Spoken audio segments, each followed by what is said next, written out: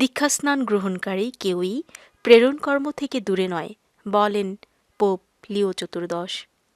আসন্ন বিশ্ব প্রেরণ রবিবারের ১০০তম জুবলি উপলক্ষে পোপ লিও বলেন, খ্রিস্টান হিসেবে দীক্ষাস্নান গ্রহণকারী কেউই প্রেরণকর্ম থেকে দূরে নয়, বরং এর পরিচয় হল খ্রিস্টের মঙ্গলবাণী প্রচার কাজে সম্পৃক্ত থেকে সমস্ত মানবজাতির মধ্যে ভ্রাতৃত্ব প্রতিষ্ঠা করা এবং সমগ্র সৃষ্টির সঙ্গে সামঞ্জস্য রক্ষার সেবায় অটলভাবে নিয়োজিত থাকা।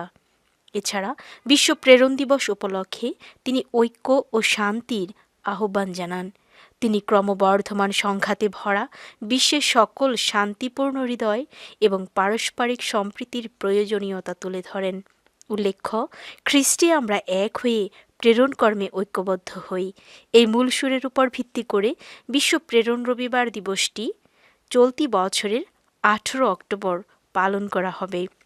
তিনি আরও বলেন, খ্রিস্ট ধর্ম কেবল কিছু ধর্মীয় আচার নয়, বরং খ্রিস্টের সঙ্গে সুগভীর মিলন প্রত্যাশার এক জীবন। আর আমাদের প্রীতি কর্মপ্রেরণার মূল উৎস পবিত্র তৃত্ব থেকে উৎসারিত, যা একটি মিলন সমাজের চিহ্ন। এ চিহ্ন আমাদের খ্রিস্টীয় সমাজকে আধ্যাত্মিক এবং ভ্রাতৃত্বমূলক ঐক্য নবায়ন করার আহ্বান জানান।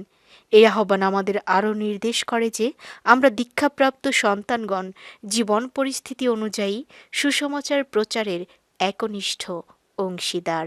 এই একনিষ্ঠতাই হল মিশন প্রেরণ কর্মের মূল চালিকা শক্তি।